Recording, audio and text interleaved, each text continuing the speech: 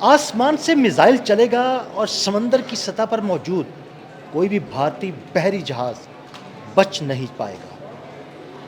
पाकिस्तान ने एक और ज़बरदस्त और तबाहकुन मिसाइल तैमूर मिसाइल का कामयाब तजर्बा किया है। इस मिसाइल की खसूसियात क्या है, इस बारे में बात करते हैं आमिर रज़ा से। आमिर भाई, तैमूर के चर्चे हैं, ज़बरदस्त किस्म का मिसाइल है, पाकिस्तान ने कामयाब तजर्बा किया है। इसकी खसूसियात क्या हैं और ये किस तरह भारतीय बहरिया के बहरी जहाज़ों को हिट करेगा? देखिए, सबसे पहली बात तो ये है कि जैसे मैं हमेशा कहता हूँ कि अगली जंग पानी पर होनी है और उसके लिए हमें तैयारी करनी चाहिए। दुनिया ने देख लिया कि अब जंगें जो हैं वो समुद्री रास्तों पर ही होंगी और पाकिस्तान हर आने वाले दिन के साथ जैसे जैसे आपने हमस का मसला जो है वो संगीन होता जा रहा है, वैसे वैसे अहमियत इसकी बढ़ती चली जा रही है। हमारी बंदरगाहों पर जहाज़ों का आना जाना जो है वो बहुत ज़्यादा हो गया बिल्कुल है ऐसे ही है। और ये तजारत जो है ये एक और ख़तरे को लेकर आती है कि जो हासिद और दुश्मन हैं वो कहीं हमारे समुंदरों की तरफ जो है काली और बद नज़रों से ना देखें। उस काली और बद नज़रों से बचने के लिए हमने सिर्फ चंद दिन पहले ही एक बैलिस्टिक मिसाइल जो कि एंटी शिप मिसाइल था उसका कामयाब तजर्बा किया था, स्मैश मिसाइल का। स्मैश का। और मैंने आपको बताया था कि उसमें दो खासियतें हैं कि वो ट्रक माउंटेड भी हो सकता है और शिप और लॉन्च माउंटेड भी हो बिल्कुल, सकता है, छोटी यानी कश्तियों पर भी छोटी उसे लगाया कश्तियों जा पर भी सकता है। लगाया जा सकता है।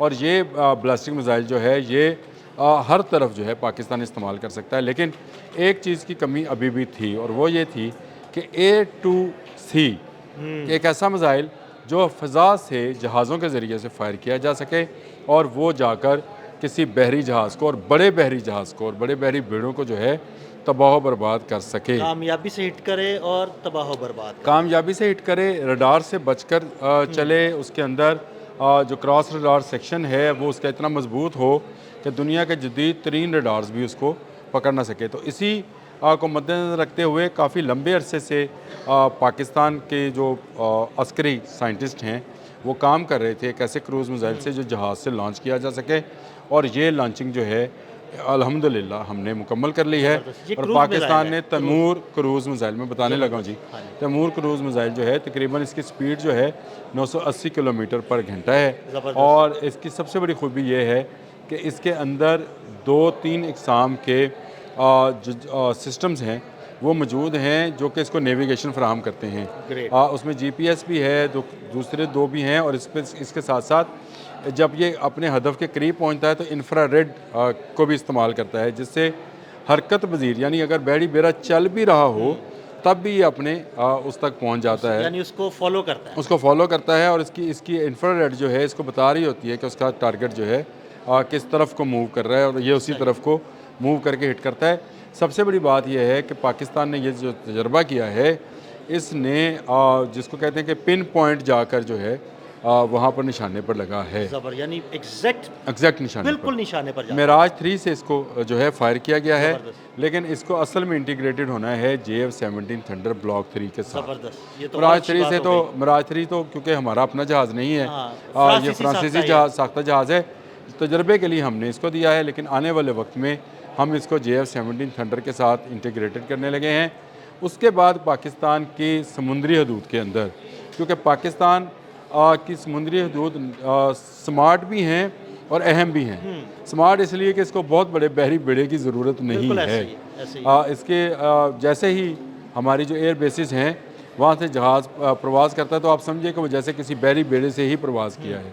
और हमने क्योंकि सिर्फ दफ़ाई नुक्ता नज़र से ही चीज़ें बनानी होती हैं, हमने किसी दूसरे मुल्क में जाकर बिल्कुल। कोई हमारा ऐसे इरादा ही। नहीं रहता। और हमेशा मैं ये कहता हूँ कि हमारा तमाम का तमाम अस्करी प्रोग्राम जो हैं, चाहे वो न्यूक्लियर है चाहे वो जो है कन्वेंशनल है, बिल्कुल। वो सिर्फ दफ़ाई नौइयत का है। अब आ जाए इसके वारहेड की तरफ, तो इसमें तकरीबन 450 से 500 किलोग्राम का वारहेड जो है इस्तेमाल किया जा सकता है। ये अभी इब्तदाई सिर्फ तौर पे बता रहा हूँ क्योंकि इसके इसके मुतल्लिक ज़्यादा मालूमात जो हैं फ़राहम नहीं की गई हैं, अभी रिवील नहीं की गई है। रिवील नहीं की गई हैं। लेकिन ये अंदाज़ा है कि 400 से 500 किलोग्राम जो है ये मवाद लेकर जा सकता है, क्योंकि इसने जहाज़ पर जाना है और जहाज़ से उसकी उसकी भी जो है वज़न को गैदर करना होता है।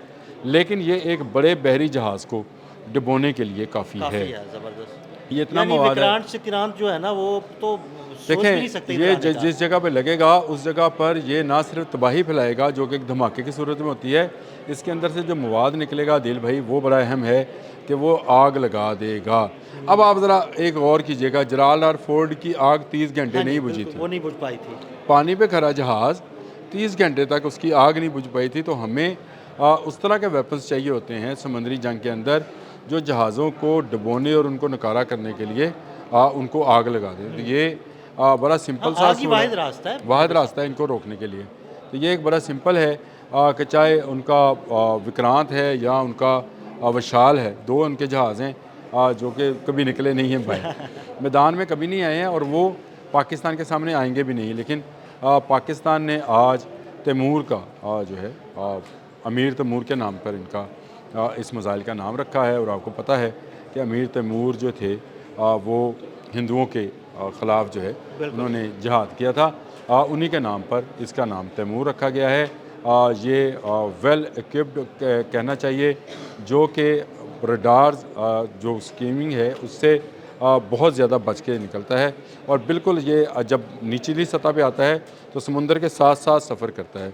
जो वीडियो दी गई है, पता नहीं आप वीडियो लगाएंगे कि नहीं, लेकिन उसमें से तस्वीरें हाँ, ये बहुत अच्छी निकल तस्वीर तो हम सकती ले हैं सकते हैं। कि ये कैसा जिस जगह पे पिन रखी गई है उसी जगह पर जाकर समंदर के अंदर ये निशाना बनाता है।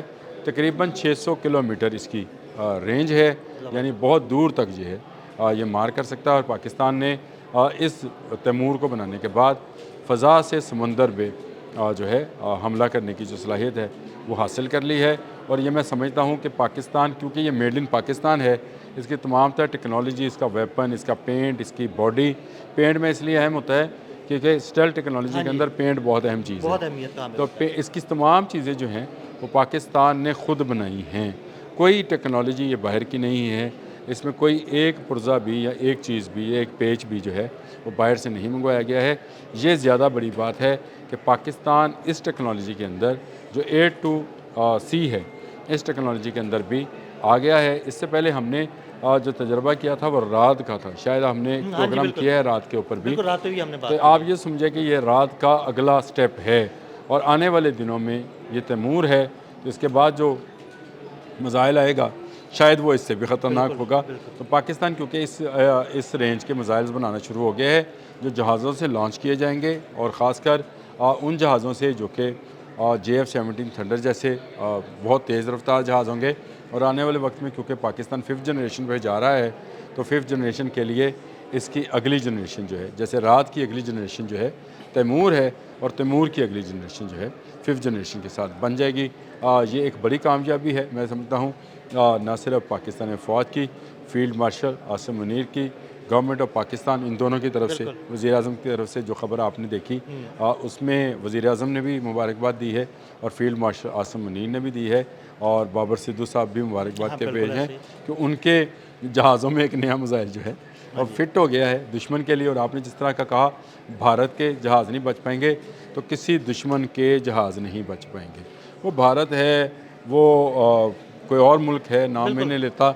जो पाकिस्तान की तरफ मैली आंख से देखेगा तैमूर उसकी आंखें निकाल लेगा। और ये तमाम बहरी जहाज़ों को, आपने बिल्कुल सही लफ्ज़ बोला था विक्रांत और विशाल का, क्योंकि वो बहुत बड़े बहरी बेड़े हैं, उनको भी तबाह करने की ये सलाहियत रखता है। गो कि वो बहुत स्लो मूविंग हैं, ज़्यादा फास्ट उस तरह से जिस तरह से अमेरिका के जराल्ड और फोर्ड और इब्राहिम हैं उस तरह से तेज़ी से हरकत पज़ीर नहीं है। लेकिन इसको डिज़ाइन इस तरह से किया गया है, जो इसकी तस्वीर और वीडियो सामने आई है, इसको डिज़ाइन इस तरह से किया गया है कि आखिरी वक्त में जब ये अब बिल्कुल करीब पहुंचता है समुंदर के, तो फिर ये चलते हुए ऑब्जेक्ट को भी अपने इंफ्रारेड के ज़रिए, जहाँ इंफ्रारेड खाली है वहाँ पे नहीं जाता है, जहाँ रुकता है इंफ्रारेड वहाँ पर जाकर निशाना लगाता है। ये चलते हुए ऑब्जेक्ट को निशाना बनाने की सलाहियत जो है, ये इसको आने वाले वक्त की जंगों के लिए जो है अहम करार दे सकती है। अल्लाह ना करे पाकिस्तान पर कोई दुश्मन जो है वो हमलावर हो, लेकिन अगर हमलावर होगा तो फिर वो बहिरा अरब के नहीं जा पाएगा, बहिरा अरब के पानियों में गर्क हो जाएगा। बिल्कुल बहिरा अरब के, आपने बिल्कुल सही लफ्ज़ इस्तेमाल किया, बहिरा अरब की अथाह गहराइयों में डूब जाएगा और ख़त्म हो जाएगा। और भारत के, मोदी के और जिसके भी जिसके मोदी के जो भी यार हैं, आप गिन लीजिए कौन कौन से हैं, और उनके अज़ाइम जो हैं वो खाक में मिल जाएंगे।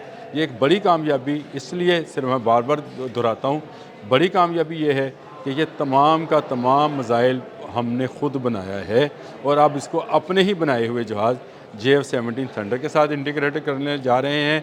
तो ये एक और बड़ी कामयाबी होगी कि हम अस्करी और दिफाई नुक्ता नगार से जो खुद कफ़ालत है वो हासिल करते चले जाएंगे। बहुत शुक्रिया आमिर भाई। आमिर भाई ने बड़ी तफसील के साथ इस मिसाइल की खसूसियात के बारे में आपको बताया। मज़ीद अपडेट्स के लिए हमें फॉलो करते रहें। अदील अहमद और आमिर रज़ा को इजाज़त दीजिएगा। अल्लाह हाफ़िज़।